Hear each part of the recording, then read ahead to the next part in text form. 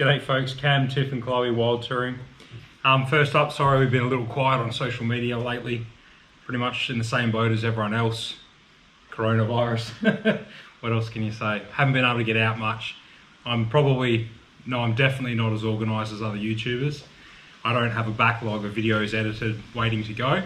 I sort of make it up on the fly. So I haven't got a hell of a lot to share with you at the moment. But I'll see what I can do about that. I'll try pump something out. But if it's not interesting, I'm not going to bother putting it up. So we were due to head off on our big lap in about 2 weeks. 2 weeks time. So yesterday, Friday was meant to be Cam's last day at work. I was due to finish in about a week and a half. And then we're off as soon as you finished. So the car was pretty much packed already. The camper was packed. We changed a few things, which we'll show you. We were ready to go. Obviously, with everything that's been happening, we've been lucky enough to be able to cancel our leave, both of us. And it's just deferred indefinitely at the moment. When all this sort of calms down, we'll reassess. We've got the leave, and we've got the car and the camper ready, so we're ready to go. Just gotta wait for all this shit to calm down. So we were hoping July, but that's looking more unlikely as the days go by. So probably April next year now, which is a bit of a bummer. Yeah, we're super bummed, but we're realists. I think we know that we haven't got it that bad compared to other people. There's heaps of people doing it harder than us. The worst thing that's happened to us is we've got to defer our holiday. There's other people that are jobless and facing being homeless. So heart goes out to those people. So because we've deferred this, because we're going to have to defer this for so long, we've kind of decided to do something now that we're probably planning to do maybe when we got back. In a few years, yeah. We're planning to have another kid eventually. And that would mean having to sleep 2 young kids, 2 toddlers, 2 babies in our camper. So basically we're thinking of selling the camper trailer. Yes, but we're not having a baby right now. No, we're not. That's later. Sorry. Much later. Sorry, Mum and Dad. No, when you're going to school. Yeah. Yeah, so we've actually cleaned up the camper, taken some photos and listed it for sale now. We're not in a real rush to move it because we haven't got any big trips planned until all this stuff blows over anyway. And we are super happy with it still. We love it. Yeah, we do love that camper. So just to clarify, I know a lot of people do sleep more than one child in a forward fold, and that's completely possible, that you can convert her single bed into a double bed. But we kind of like having that internal space as well to lounge around and just have a little bit more space. Yeah, hide crappy weather. Inside, yeah. Flies, mosquitoes. So we had, a few years ago, we bought an old caravan, which we renovated. One of our previous videos shows that renovation. We didn't keep it for long because it was a little bit too big. It was only 16 foot, mind you, so it was a small van, no ensuite or anything in it. Yeah. But a lot's changed since 2 years ago and now in terms of what's available on the market. So we don't want something as big as that caravan, and we probably want something a little bit bigger than the forward fold camper trailer. So we think we have found something in that hybrid sort of market that suits what we're looking for. Ticks all the boxes. Hybrid with a king size bed, a shower, a toilet, a bunk to sleep Chloe, with a facility to sleep another kid as well. And still smaller than our own old 16-foot van. Yep. And as tough as what we've got now, I reckon. Be able to drag it anywhere we drag this forward fold. So yeah, keep your eyes peeled for that.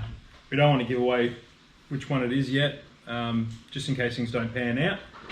That noise you can hear is Chloe fanging around on a bike. So anyway, stay tuned for that, but for now we'll show you some changes we've made to the camper and the car. Cheers. In the weeks before this coronavirus hit, we were getting everything set together for our big lap of Australia. So one of our main issues was a lack of storage. This was a fridge slide. Had a little bit of room there to stack some stuff, and then I built some drawers here on the fridge slide. So the top was going to be our pantry with all our food items, and then this slides back into the void And then the bottom was going to be a pantry and pots and pans, the dual car, just a lot more storage there. So that was quite handy. What else did we do? What else did we The do? door. Oh yeah, we put the door on. 2 reasons for that.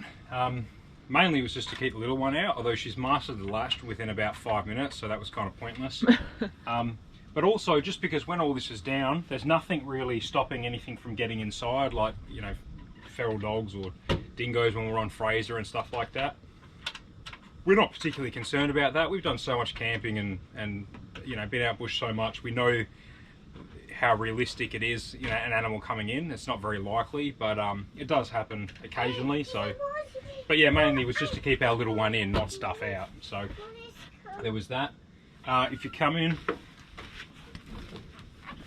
we carpeted the floor because we found the floor was constantly getting dirty and needed vacuuming all the time, so this means you can vacuum it a little less, which is good for me.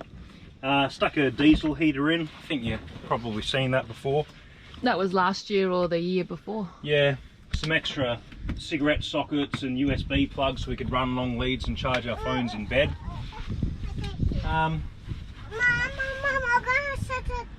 The barrier, is that new? Yeah, the baby barrier that just clicks into place like that. And we found some neat little storage. Was that Kmart or IKEA? IKEA.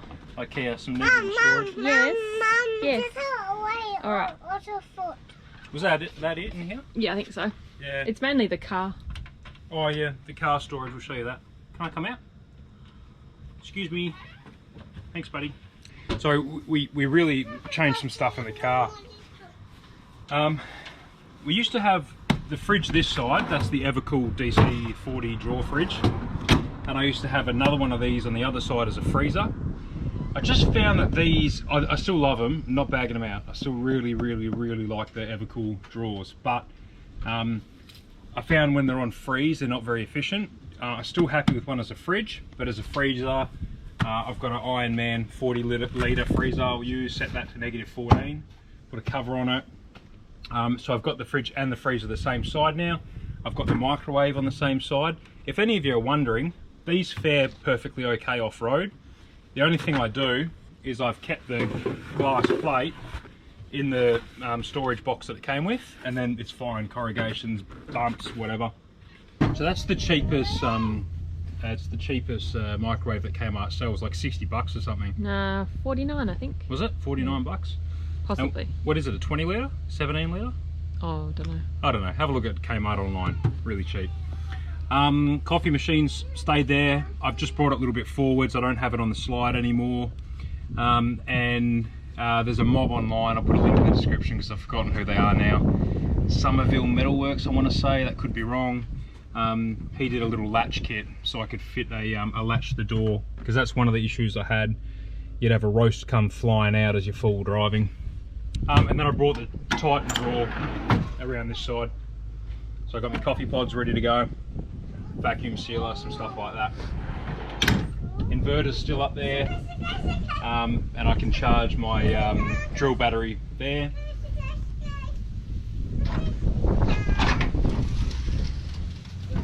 From the back, my big electric chainsaw fits in there. That's the AEG 58 volt.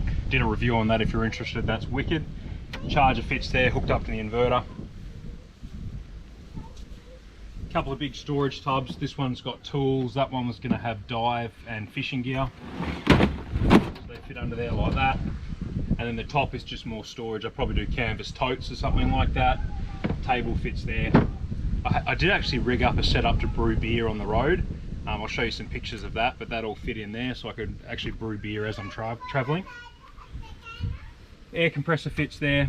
All our chairs fit here. Our 2 Oz10 camp chairs, Chloe's chair, and Tiff's bloody lounge suite thing. That's about it for the back. Got some MSA storage, seat covers. Moved Chloe's chair into the middle.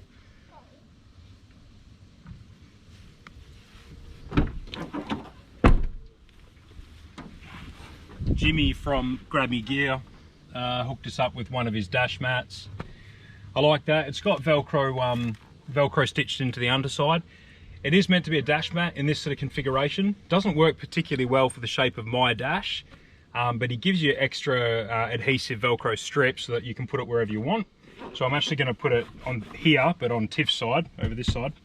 I'll stick some Velcro straps and we'll have it so you can stick an iPad or MacBooks or whatever in there. So it will be very handy. I'm just going to move it. I think that's it in here. So the only other recent changes we've made before the trip was in terms of communication. Previously we were both on Telstra phone plans, which are quite expensive, but they seem to have the best network coverage. And then I used to have a little modem sitting here that we use with an external antenna. That worked okay, relatively close to the city and stuff, but once you get out in the bush, it didn't get any more signal than we get on our phones anyway. So I'm going to give the Selfie Go a chance. I'm using the Telstra one. It's got the external antenna hooked up to the bull bar. If you don't know what that is, it's basically just a cell repeater. No, it's not a repeater, it's a cell signal amplifier, I think. It picks up signal from the antenna, processes it through this, and then distributes it back through this indoor antenna. So you get a small range of 20 square meters or whatever it is from this antenna of amplified reception. So it seems to work pretty well. It comes with a pretty nifty app that tells you how much it's boosting your signal by, and that'll work for anyone connected to Telstra. Now we aren't actually with Telstra now, we're with Boost, because it worked out a heap cheaper. For 250 bucks you get 250 gig or something like that, and it expires in 12 months. So that was heaps more data over the year, works out cheaper. And Boost still uses every Telstra cell tower in Australia. They get the full network access. So apparently they're the only third-party provider that have full access to the Telstra network. Yeah, because Aldi and a couple of others, Spruik having Telstra access, but they don't have access to the whole network. Other than that, so we're with Boost now. We've got the Telstra Selfie Next Go, or whatever the fuck it is. We also got an Iridium sat phone. What model is it, Tiff? 9555. Iridium 9555 sat phone. We got it second-hand on eBay. Yeah, so these go for, I think, 1,200 bucks or something. Is that about right? 1,800. 1,800 bucks. If I was just doing like a trip across the Simpson Desert or something, I'd just hire one. But because we're going to be gone for an extended period of time, and we do a fair bit of remote camping, I thought we'll just buy one. We've gone with a FITOUT SIM card. So 50 bucks a month. It's month by month. You can cancel it and start it again. There is some sort of fee involved with that. Went with FITOUT. So it comes with a normal mobile phone number. If I make a call out, it's like $1 a minute. A text out's 50 cents a text. But it's a normal mobile number, so anyone can ring us while it's on. And it's a normal standard mobile call, so free on pretty much every network. So what you could do is you could get to camp and you know, tell your folks or your in-laws phone's going to be on Wednesdays from 5 PM for an hour, and they can ring you there for the cost of a standard call. So we went with Iridium because they've supposedly got more satellites over Australia than other providers like Thuraya. Haven't actually used it yet. Mama! Yes. Whoa. I'm hungry. You're hungry. There's some crackers on the floor. So that pretty much sums up all the recent changes. The only other thing I was probably going to do was change the tyres on the car, because the Toyos have, well, look, I've had a bad run with the Toyos. Stay safe out there, folks. We'll see you on the road next year, if not sometime before. Cheers. Maybe with something new. Maybe with something new. Cheers, folks!